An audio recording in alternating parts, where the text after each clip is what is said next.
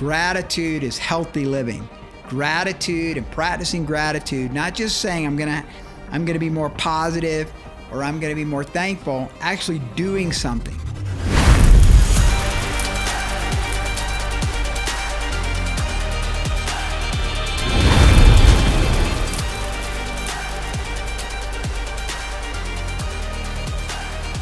Researchers at Harvard University have found that, quote, gratitude is strongly and consistently associated with greater happiness. There are studies, numerous studies around the country that show that gratitude is one of the most powerful tools in our toolbox of mental, emotional, and spiritual health that brings the most joy and happiness. I'm not a big advocate of being happy. I am a big advocate for being joyful, and gratitude is the key to that.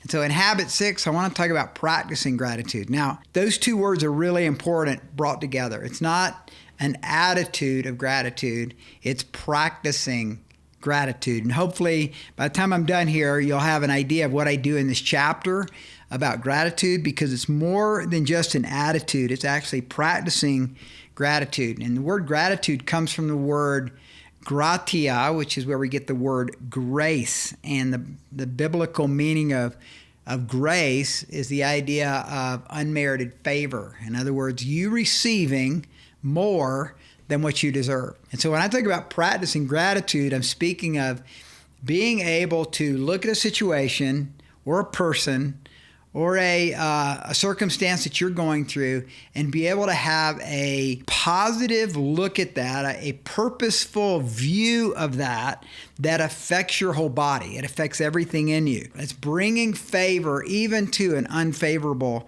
situation. So practicing gratitude or practicing grace is the habit of organizing our thoughts and our faith toward God's love and that God's working all things together for good. And here's why that's important, is because all of us struggle with scarcity and fear. And what I mean is we all battle with this idea that we're not enough, that we don't have enough, that we're not good enough, that we're not wealthy enough, that we're not healthy enough, always not enough.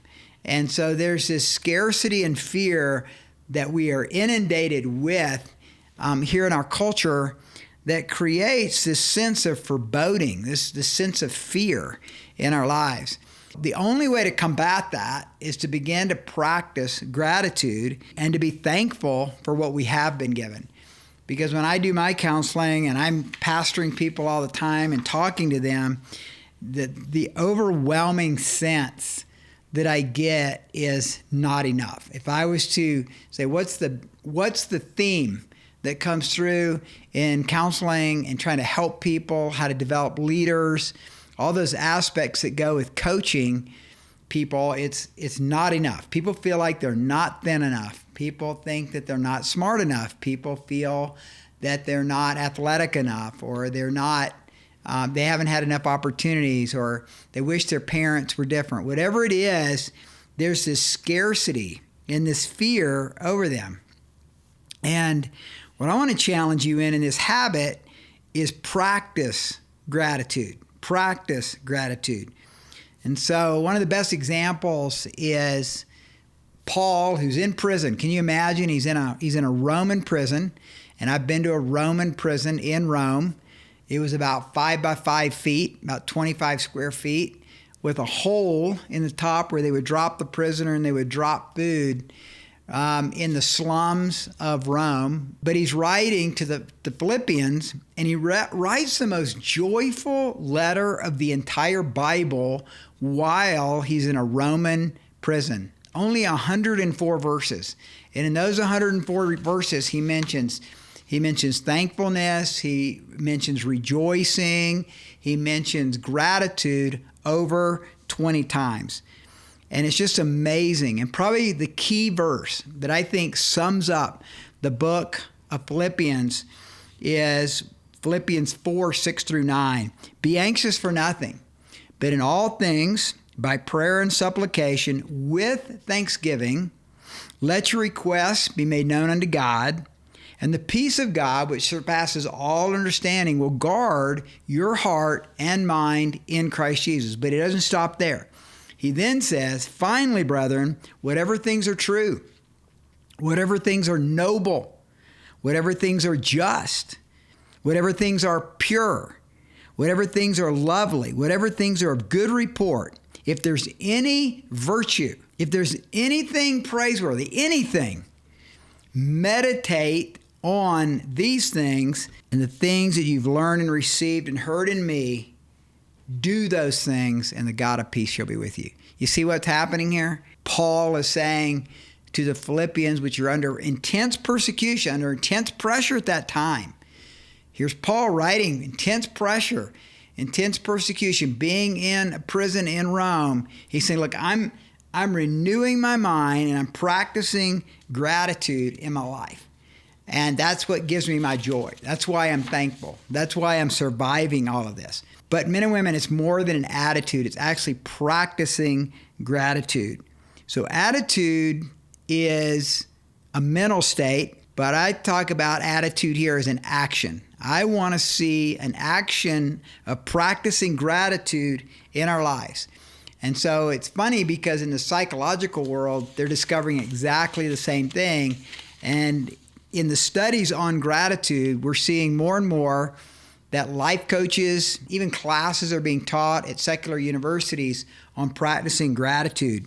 Brene Brown, in her extensive research on the practice of gratitude, writes, so what does a gratitude practice look like? The folks I interviewed talked about keeping gratitude journals, doing daily gratitude meditations or prayers, creating gratitude art, and even stopping during their stressful, busy days to actually say these words out loud, I am grateful for. This stuff is just amazing because they're finding that when people keep a gratitude journal, when people say, I'm going to say something I'm thankful for 3 times every day. I'm going to write down the 5 things that I am thankful for or I have a gratitude about every day in my journal. Shauna Core, Harvard professor turned New York Times bestselling author, writes, when our brains constantly scan for and focus on the positive, we profit from 3 of the most important tools available to us: happiness, gratitude, and optimism. The role happiness plays should be obvious. The more you pick up on the positive around you, the better you feel. The second mechanism at work here is gratitude, because the more opportunities for positivity we see, the more grateful we will become. Gratitude is healthy living. Gratitude and practicing gratitude, not just saying I'm going to be more positive or I'm going to be more thankful, actually doing something. It's so important that we do something with that. So it goes from just desiring gratitude to a skill to a ritual. We need to have that ritual in our life. A consulting group put together the 3 Gratitudes Challenge, took this around the world to major corporations. I quote, some common themes we experienced were feeling calm, re-energized, and more ready to tackle the day, the ability to see things more clearly, feeling grounded, seeing opportunities rather than limitations, and the joy of spreading positivity to others. So I want to challenge you. Are you doing anything? Probably not. I know I haven't until I started learning all this, but are you doing anything that can begin to help you practice gratitude and exhibit love in your life? It's healthy. It's good for you. It makes you actually have more peace of mind, peace of heart, and also peace in your body.